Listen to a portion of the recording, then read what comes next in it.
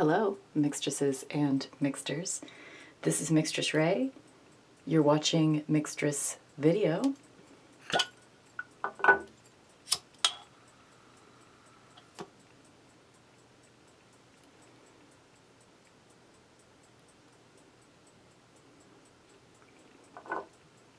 So I've been getting some real intense, just drop that lid on the floor,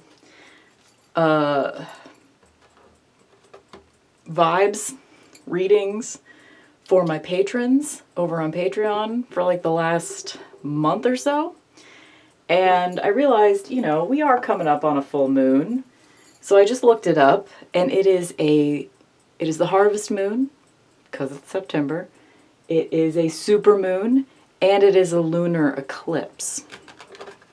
So, it's just been an intense Virgo season, for sure, at the very least. So I thought, hey, let's do a reading.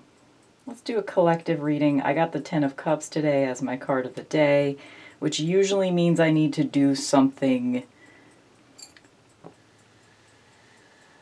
community related. So here we are. Anyone that watches this video, you are part of the community of this reading.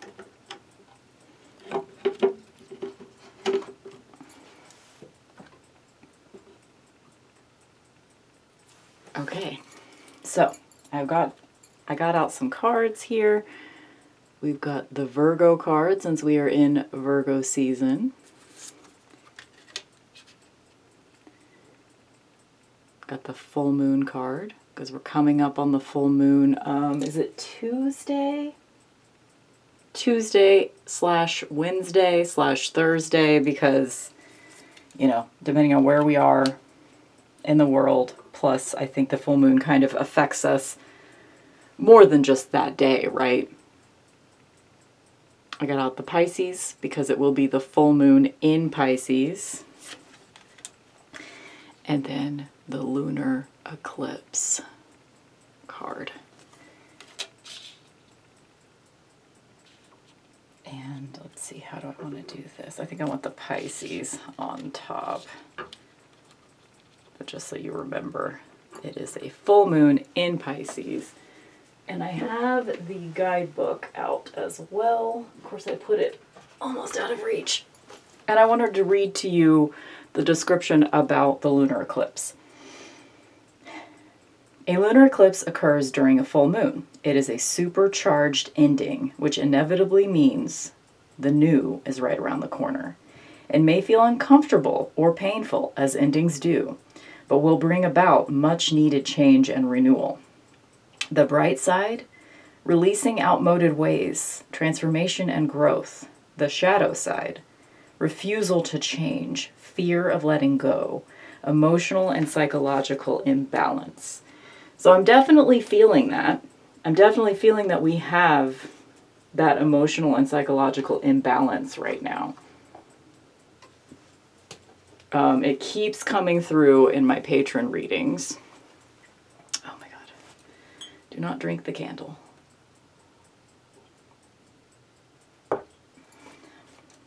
And it's a lot of it's kind of the same themes that often come up when people need to face a change and a new path. I'm just getting some decks out that I'm probably going to use while I'm babbling. So it's there's a lot of need for boundaries, taking care of yourself, in a way that you haven't been. It's like you've been lying to yourself about how you need to take care of yourself. The things that you're doing for self-care are not actually helping, It's a lot of, there's just a lot of the first phrase that comes to mind is negative self-talk, but it's not even necessarily that's not the whole picture, because it's more just you've got this very complex story that you're telling about yourself right now, that you've been telling for a while, and it's not helpful. It ain't helpful at all. And the dichotomy, every time we're in a full moon, our sun sign is in the sun sign, and the moon sign is in the opposite. So it's always like a pull. It's an emotional, dichotomous pull. And it's always a lot. But then when you have a super moon, that charges it even more. And then when you have an eclipse, it charges it even more. And then, I mean, when the full moon is in Pisces, that is a very emotional water sign, right? So there's, at least in my own life, there's, you know, like, there's family drama, there's, like, all kinds of bullshit. And just to let you guys know, those of y'all that aren't my patrons, I have been doing reversals on purpose. Like, this deck has reversals shuffled into it, and I'm doing a lot of, like, I don't know, how do you guys shuffle reversals? Like, I've just been kind of like flipping them around every once in a while, and then when I riffle, I turn them towards each other instead of keeping them, you know, upright. But I've been incorporating reversals, and ever since I started doing that, my readings have gotten more potent and more like Queen of Swords, more like, fuck guys, you gotta deal with this shit. You gotta deal with it. So here we go.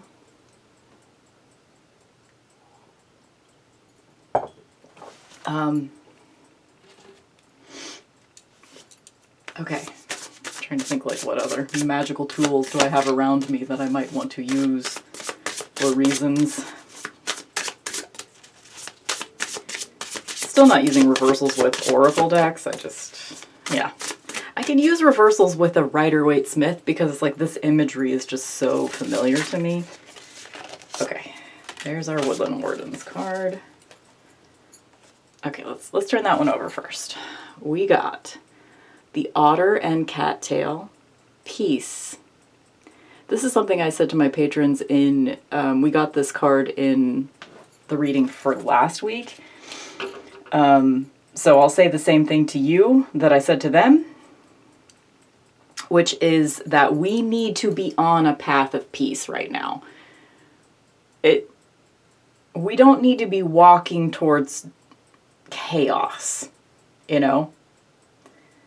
Just because we need to disrupt our lives in order to make them better does not mean that that disruption is chaotic every step of the way. We got the Fool.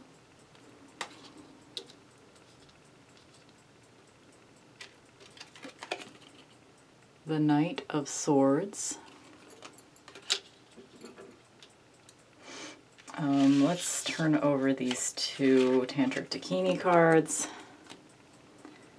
The Devil, and As Above, So Below, Temple of the Heart. This is a fire card.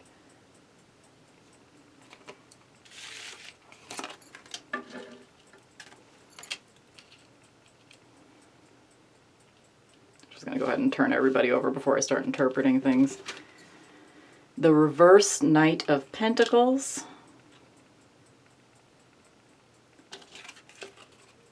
The Six of Pentacles.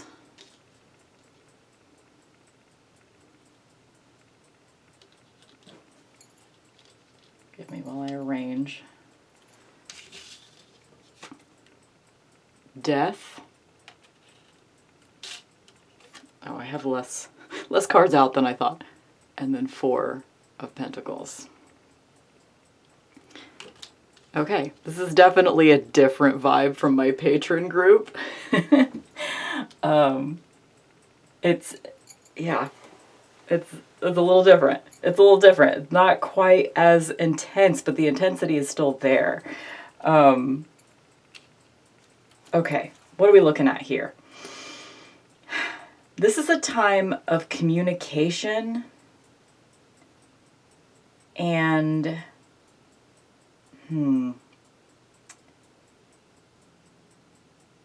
if you felt like, well,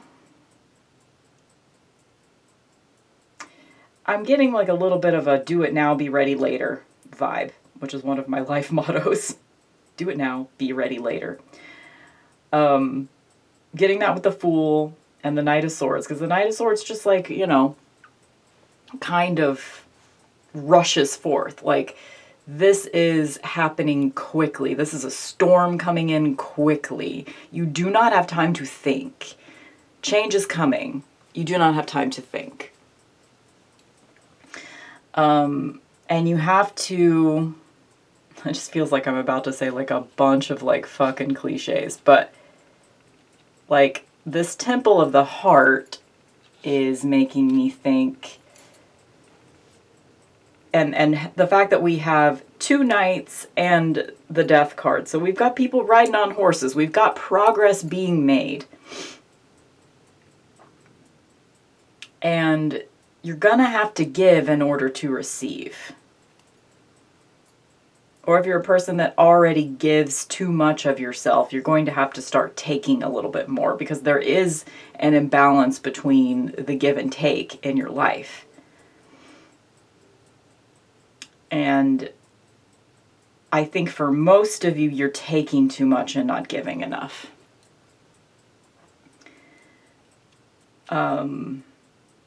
It's interesting that this is the Devil card in this deck, because the first 21 or 22 cards are numbered 0 to 21, and they do directly correspond with the major arcana. So it's interesting that the Devil in this deck is called Ally.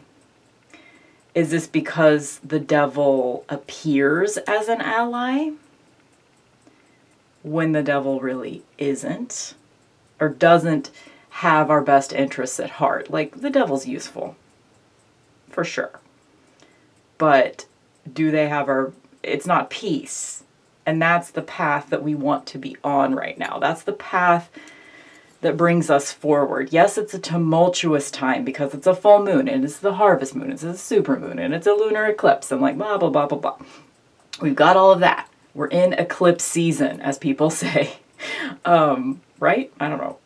That could be wrong. But I think eclipses usually come kind of together in a way, right? We've got reverse Page of Swords as well.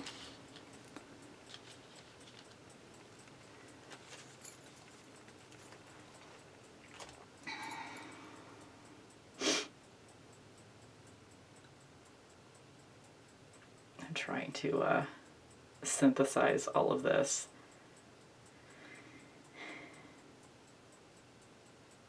Because I am still new to interpreting reversals. This Knight of Pentacles reversed is throwing me, because the Knight of Pentacles I usually think of as a slow and steady, just keep going forward, just keep going. And that usually is the best advice. But with it being reversed, does that mean we actually need to speed up? I kind of think yes right now. Although the reverse Knight of Pentacles could be slowed down even further, you know? I think the reason why I'm kind of like stuck on that is that some of you are going to need to slow down even more. And some of you are going to need to stop thinking so much and just do some shit. Just do some shit and see where the chips fall. You know, look around and assess the situation later. You cannot have all the answers before you do the thing. Whatever that thing is. Because, yeah, we've got the Fool. This is not somebody that's thinking real hard about what they're doing before they do it. But they have that joyful, carefree, childlike energy. They are getting shit done. They are having experiences. They are exploring the world. This is not a time for resting on your traumas, is kind of what I want to say. I think because all of us hold a certain amount of trauma within us, we tend to grasp it, hold on to it. And some of that we can't control. You know, I'm not suggesting that we should just be over everything that's ever traumatized us. But some of it we can control. We do not have to define ourselves by our traumas. It informs us who we are, how we react to the universe, but it doesn't have to dictate it. Inform, not dictate. You know what I mean? There seems to be a lot of, in the sort of like metaphysical spaces, there seems to be a lot of like over-identifying with trauma. And it's coming from a good place because we want to validate people's feelings. We want to hold space for what they're going through. We want to listen to them tell their stories. But when you exist in this space of identifying over and over and over again with your traumas, you really do give in to the devil. Which I'm using as a stand-in term for, like, you know, just self-destructive qualities, right? It can become a very self-destructing quality to over-identify with our traumas in life.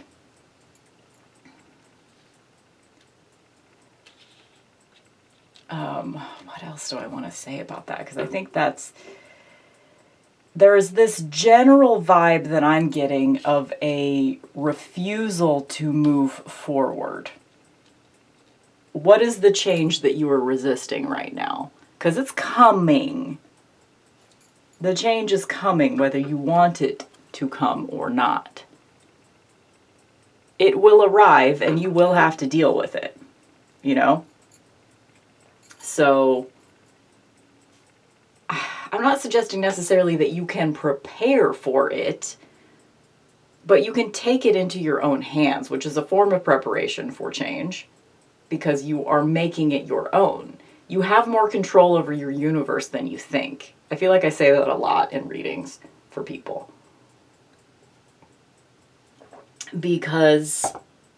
And I think that is largely because the type of people that would go to get a tarot reading from someone is looking to see how fate is going to intervene.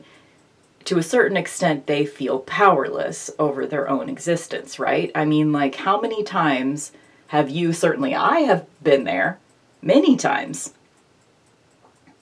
How many times have you just been feeling really fucking anxious, so you get out your deck of cards to reassure yourself that everything's going to be okay? You want to pull the Sun card, you want to pull the Fool, you want to pull, you know, the Nine of Pentacles. You want something to reassure you that everything's going to be fine. And the secret is, it's always going to be fine, even when it's not. Your baseline, whatever it is, you'll always come back to it. And that's a double-edged sword, right? Because if your baseline is kind of dark and sad, you're going to come back to that, no matter how great the circumstances in your life are, no matter how much fate smiles upon you. You're going to come back to that same dark place. But there's a comfort in that, because you know how to deal with that. You know how to deal with it. You are capable of coping with every situation that you come across on your path. And I'm not suggesting that we not be hopeful for a better future, because a better future can absolutely happen. But we have to change our circumstances. You know? We can't just anesthetize ourselves with whatever it is that we anesthetize ourselves. And, you know, it's legit. People choose methods of escape from their lives when their lives are dissatisfactory. unsatisfactory. There's a reason that we do the things that we do that might be kind of objectively bad for us. Like the coping mechanisms that we have amassed for ourselves, whatever they are, they served a purpose at one point. However you got to where you are right now, whether your issue be,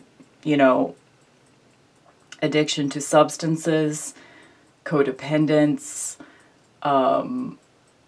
shopping addiction, whatever it is that has become a maladaptive devil in your life, it's there for a reason. It's not 100% terrible. But you have to be... Another theme that's been coming up in my patron readings that might, I'm assuming it might be part of a more collective whole, is that we are, I just keep coming back to this, we're not being honest with ourselves. We're not being honest with ourselves. We're not remembering this as above, so below. You have to create better circumstances to be okay within yourself. You have to be okay within yourself to create better circumstances. It's a cyclical, you need both. And what you see reflected in the world is what's happening within, because you are seeing it through your own lens. You are interpreting reality based on what you can perceive. Reality is not, there is no reality. There is no objective truth. There's only how we perceive things. That's not to say that the world isn't real and we should just ignore it. But it's important it's like we're not seeing the lens. We're seeing through the lens. We can't see the lens that we're looking at the world through. And we need to become a little bit more self-aware of that. Feelings have a root. They're not the truth. Whatever that self-talk is, that negative self-talk, it's not your truth. It is your feelings. And where do those feelings stem from? For example, the other day I don't really want to go into the details of it, but it was basically I had sort of an existential dark night, right? And I was having a lot of thoughts that people have in those moments of well, what is my purpose in life? What am I doing really? What am I going to be remembered for? Am I going to be remembered at all? Do I essentially when I was boiling it, I was distilling all of my thoughts down to what is it that I'm really saying right now? And it was journaling about it. And the distillation, the question at the core of all of it was, am I causing a reflection in others? Do others see me? And then I took it even further down, and I was like, why do I need others to see me? And that's a core question in my life, personally. Why do I need others to see me? Why do I have a YouTube channel? Why do I have a radio show? Why do I have a zine? Why do I have a blog? However many of these things I'm still engaging with or not, because I haven't updated my blog in years. And I haven't put out a zine in a decade. There's going to be one this year, though, guys. I'm going to put out a new zine, a new issue of Chickweed, finally, after 10 years. I'm excited. Anyway, that's a side note. And that's it's a question that maybe I will spend my life trying to answer. Why do I need a reflection in others? Why do I need to be seen? And we all have that to some extent. But like, what's the threshold on that? Do we need to be seen by like a handful of close family and friends? Is that enough? Do we need to be seen by a community? Do we need to be seen by the world? How far does that desire to be seen and understood go? And it needs to start with ourselves. The thing is, we're in flux right now. We're in movement. We've got these 2 knights. We've got the Fool. We've got the Death card. We are moving. And it is largely, well, as above, so below. It's a transformation of mind and body. Knight of Swords, Page of Swords, 4 of Pentacles, Knight of Pentacles, 6 of Pentacles. And Devil is also Earth. And we're in Virgo, which is Earth. Like, this is the time. I have found that the capacity for change, at least for me personally, I am able to make real lasting changes when we are in Earth signs. And part of that for me, I think, is because I have 0 Earth in my chart. You know, I'm just like, I just float through life. Most of the signs in my chart are air and fire. I'm just floating through life, like blazing. I'm like an ember, just floating along wherever the wind takes me. I don't actually land anywhere most of the time.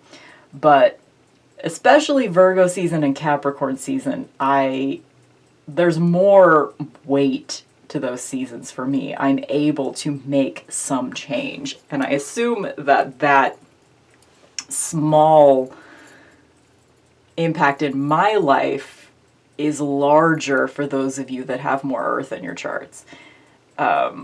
You're probably even more able to get shit done right now, is what I'm assuming. I'm just making all this shit up, by the way. But, you know, if it lands with you, let it land. If it doesn't, let it blow away like an ember in the wind. But yeah, I just feel like there's this real separation between who we are in our minds, the as above, and how we're expressing that in our bodies, the so below. It's like we think of ourselves a certain way, but we're not projecting that to others. And that divide over time is tearing us apart. We need to find more symbiosis, more peace between these 2 opposite sides of ourselves. And I think that could be potentially even more true for those of us, like me, that have opposite signs in our main 3. Like, my sun sign is in Libra, my moon sign is in Aries, and they are opposite on the wheel. And I feel it every single full moon. I feel it all the time. Like, I'm a contradiction. I'm constantly like flipping back and forth between like, well, there's this, but also this opposite thing. Like, all things are true, which means that nothing feels true. You know what I mean? It's just this constant dichotomous war within me. And it's exciting and it's interesting, but it can also be very destructive. So what are those 2 opposite sides within you? What is your as above, so below? How can you create more peace between the 2 opposite selves that you occupy? How can you create peace with that? This isn't about spending money. I just feel like I should point that out. This change is not a change you're going to bring about in yourself by buying yourself a whole new wardrobe or something. However, if part of your own self-expression in the world is being hindered right now because nothing in your closet fits, then yeah, maybe you do need a new wardrobe. You know, it's not one answer for every person, but you know if you're using this moment of, well, it's time for change as an excuse to discard perfectly good things in your life to buy others, to charge others to credit cards. Like, I like to be careful not to accidentally enable people, but it's also just like, you know, it's a fool's game because people will find the answer that they want. So, you know, and maybe that's the journey that you're on. You know, I won't stand in the way of you doing what you gotta do right now. But there's definitely some maladaptive shit right now. There is, again, a real divide between our sun self and our moon self, our day self and our night self, our inner self and our outer self. That's the big one, the inner self and the outer self.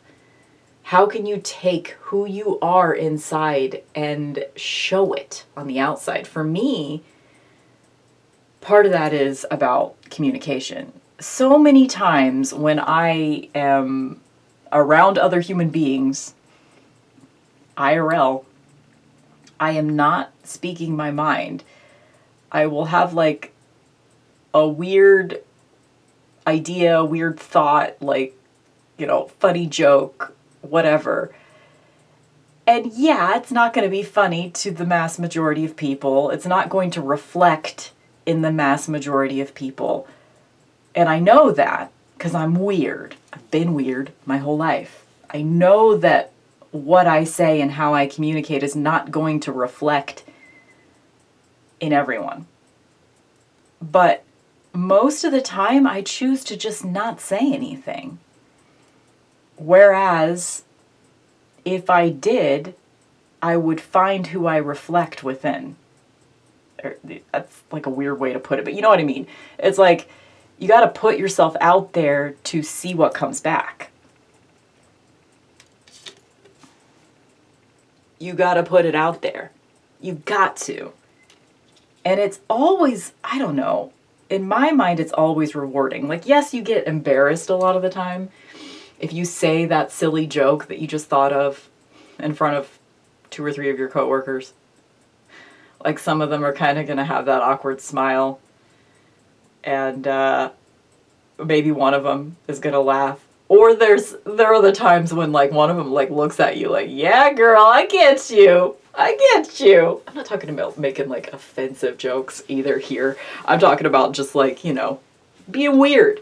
Like, displaying your weirdness. Letting your freak flag fly. You need to. Because you get what you need only if you ask for it. You know? And yeah, you don't always get what you need when you ask for it. But you don't get it if you don't. You never get it if you don't. You know what I mean? So I feel like where we are right now is we have this beautiful opportunity to actually affect real goddamn change in our lives. And it's not even... want to like gaze upon the beauty of this card. This is the only deck I've acquired this year. Is that right? No. I have gotten a few as gifts, but this is the only one I bought for myself this year. And I'm just so happy. I'm just so happy with it. It's beautiful. Anyway, not about the decks. But yeah, you gotta, I don't know, I just like keep coming back to this, but you gotta put yourself out there. You've got to. If you are not expressing yourself, you will wither and die inside. And how's that gonna help anybody? How? I keep, like, I have a lot of insomnia, I'm learning to admit. I mean, it's been there for a long time, but I'm just like finally admitting to myself that I have problems sleeping and it's getting worse as I'm getting older. And what happens a lot of the time is I wake up in the middle of the night and I just start like, my brain starts just like obsessively going over all these tiny details from my day. So depending on how overstimulated I was during the day, that like reel that my brain is going through my day is more complicated the more overstimulating my day was. And there's a reason why I only work part-time. Because every interaction I have with another human being tends to have like a weight, and I turn it over and over in my head. And I'm constantly thinking about how fucking weird I am, you know? Like, why did I do that? There's this one situation where I think I actually upset a friend of mine by my actions in the moment. And it was just very, okay, I'll just tell you the situation. This is a friend of mine that is also a neighbor. I often see her when I'm out walking in the neighborhood because she's walking too. And this was a morning that Michael had, like as soon as we woke up, he was like, let's go for a walk. Let's go for a walk right now. Right now. And I chose to not even change out of my pajamas. I was like, okay, fine. I was not even awake yet. Just stumbling through the neighborhood for a couple blocks. It was just going to be a quick 5 or 10 minute walk. And I saw this friend. And I have this thing where, I don't know, it's some kind of like internalized misogyny thing. But if I feel like I don't look good, I do not want to be seen. And I like physically recoiled when I saw this friend. We were like half a block away from each other when I saw her. And it's not her at all. Not her. She has been nothing but kind to me. She is my friend. I like her. But I like recoiled because of me, right? It's me, not her. And like, I don't know how much of that she perceived, but I think she did. And she kind of just like sort of rushed past us awkwardly. And later in the day, I sent her a text like, hey, sorry about earlier, you know, blah, blah, blah. And I haven't gotten a response from her. And this was like 2 weeks ago. So I'm worried that I fucked up a friendship because of my like weirdness, you know? And I'm worried that she thinks that I don't like her. And, you know, so this is just an example of, what is this? Like, why am I, obviously this is weighing on me, right? But I'm bringing this up because we all have, I feel like, maybe this isn't true. Maybe those of y'all that are more extroverted don't have this issue, but I feel like every single interaction I have with other human beings, I think to myself, oh God, why did I say that? Why did I do that? What the fuck is wrong with me? You know? But at the same time, it's like,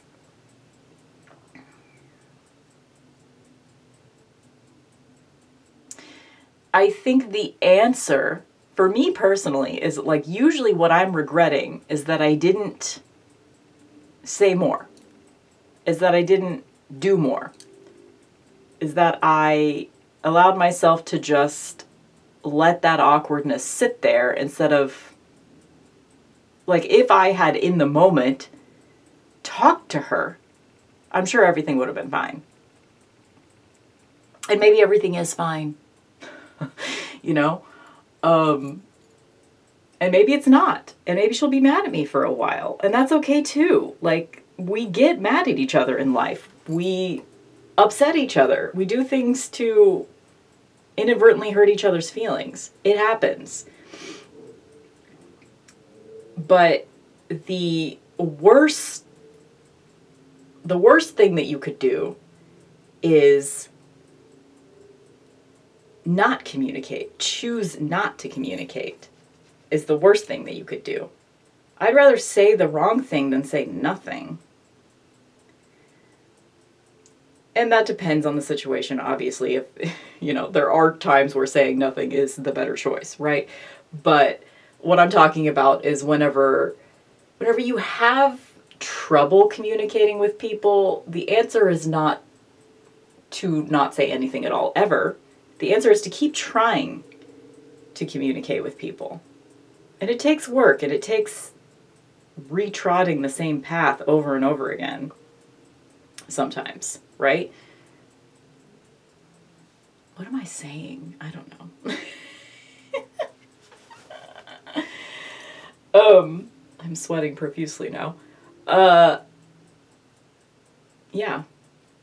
So what in this, like, uncomfortable shit that I was just talking about reflects in you? What situations do you feel like you've miscommunicated with others by saying nothing? What situations do you think you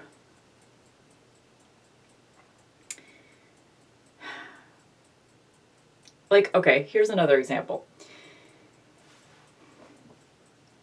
I recently found myself at an open mic comedy night in my town at my favorite bar.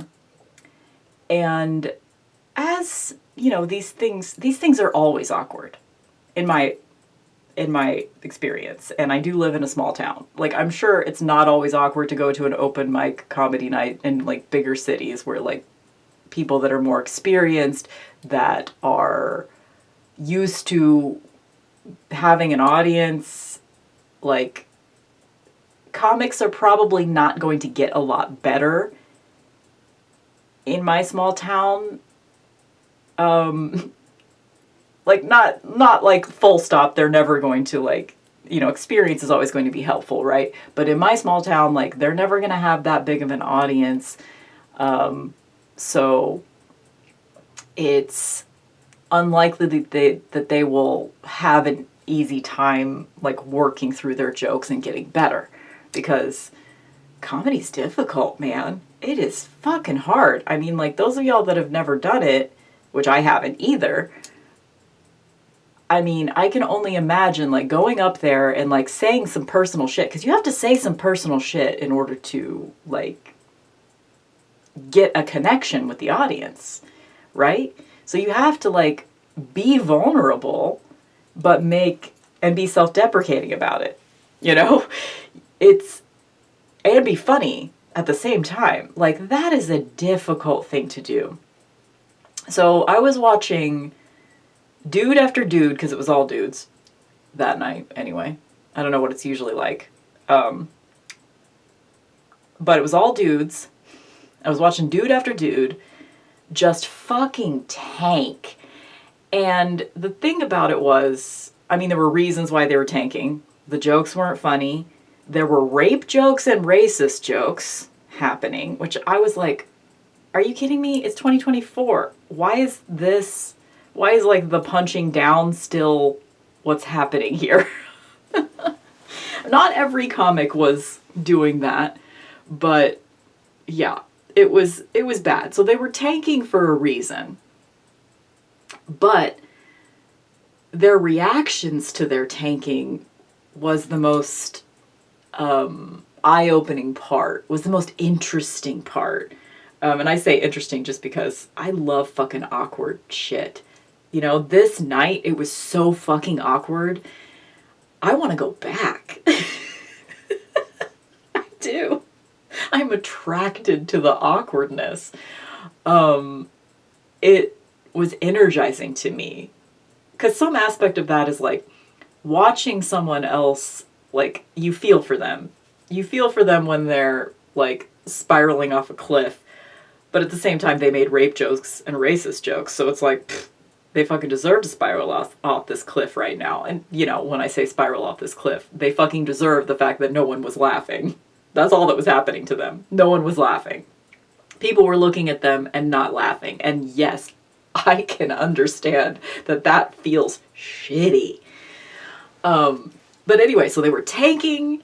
And the thing about it was that instead of just moving through that pain and continuing, they were calling a lot of attention to the fact that they were tanking, which was making it worse.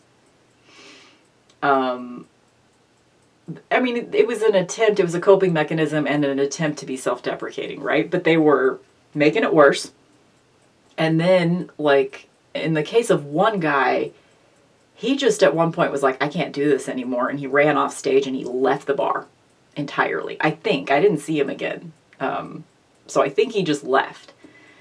And of course I can understand that impulse, right? To just like completely just take yourself out of a situation. And I've done that a million times.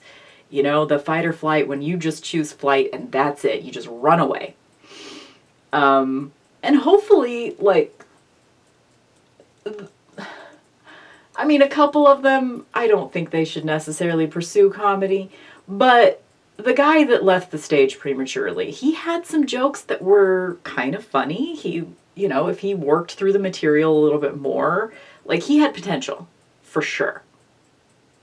And even, like, the host of the night, he's somebody that I know, so we had talked about it afterwards, and he, you know, he said, this guy's usually really funny.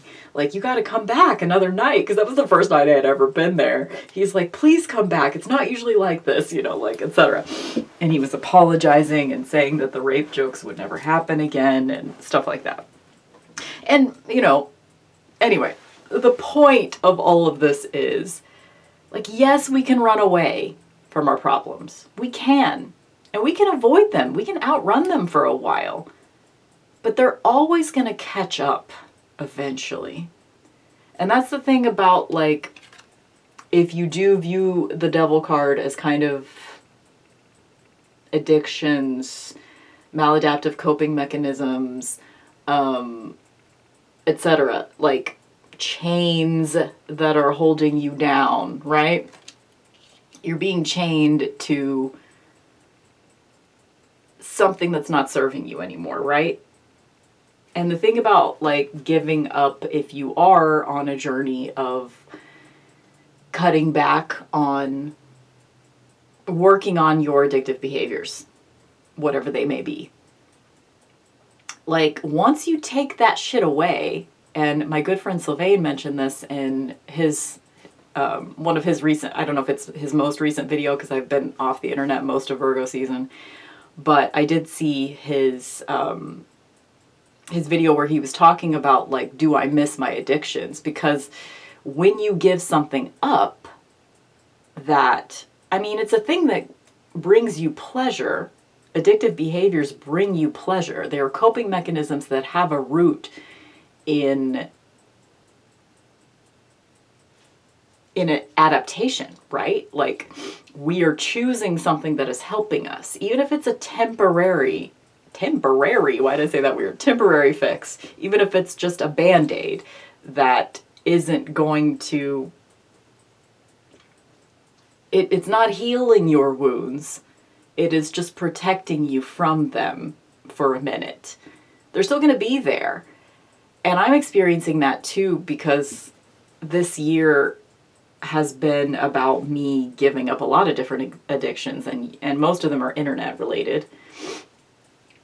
And as I'm spending less and less time on the internet and more time in the real world, like, there is this sort of emptiness. I do miss the excitement that my dopamine-seeking behaviors were bringing me. I do miss the excitement of constant novelty, because my biggest addiction is shopping addiction. And I was just like constantly buying new things and being excited about those new things.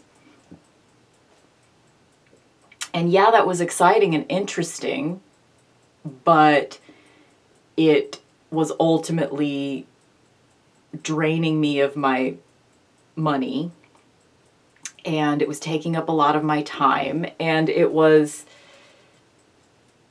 a Band-Aid. So now that that's gone, there is this sense of emptiness, but there's also the, like, I don't have this gauzy film over my eyes anymore, preventing me from looking at my problems. My problems are right there staring me in the face, and I see them very clearly. And it's just, it's all coming into focus. So it's painful. It sucks. You know, like, I'm tanking up there on that open mic stage of life. I am tanking, but I gotta keep stumbling forward. I guess that's the ultimate lesson here. I don't know, like, I've just been talking about the most random shit this whole time, it feels. But hopefully something is helpful for you here, and obviously if it's not, then you're probably not still listening. What is the point? How can I synthesize this? This is the part of every reading where I've been doing like some really like straightforward, like Queen of Swords type readings for my patrons, and I thought that I would be able to carry that through here, but it seems like it's kind of muddy, like it usually is when I do these more collective readings. And I guess it's just because when you are reading for a collective, there's going to be so many different questions that people are coming to the reading with, so many different circumstances, obviously, so many different people, so many different circumstances, and it just becomes a mess. So hopefully you found a little nugget inside this mess. Reversed Page of Wands. Yeah, I just feel like we're all sort of like in this like stagnant place when we're not. Reverse Seven of Wands. We're not allowing movement to happen because it's like we haven't thought through all the potential circumstances, but we can't think through all the potential circumstances. Like, all we can do is go forward and keep putting ourselves out there. So in whatever way you've been putting yourself out there lately, keep doing it. Keep finding new ways to put yourself out there. I have a friend right now who is kind of like inserting himself into like the dating pool again, basically. Like, he has recognized that he wants a romantic connection, and he is going for it. He is finding all these different social gatherings to join. He's hanging out with friends more often. He's just putting himself in the path of human beings more and more and more because he wants to meet someone. He wants to connect to other human beings. And when you want to connect to other human beings, what do? You put yourself in the path of other human beings. You know, it's very simple when you think of it that way, but it's hard in practice, you know?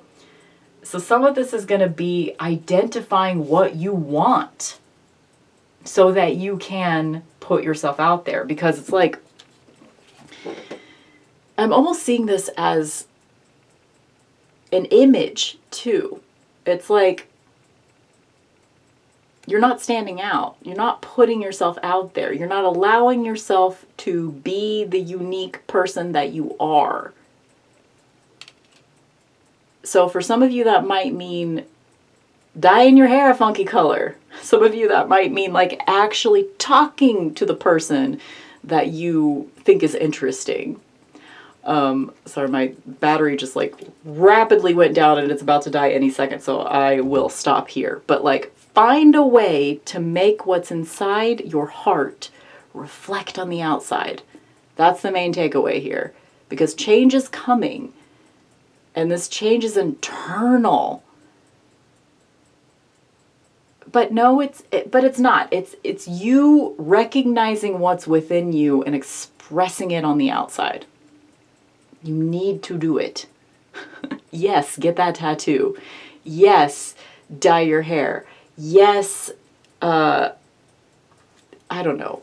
Start dressing weird at work. Do it. What's the worst that could happen? Somebody like looks at you weird? That's not your person anyway. Okay.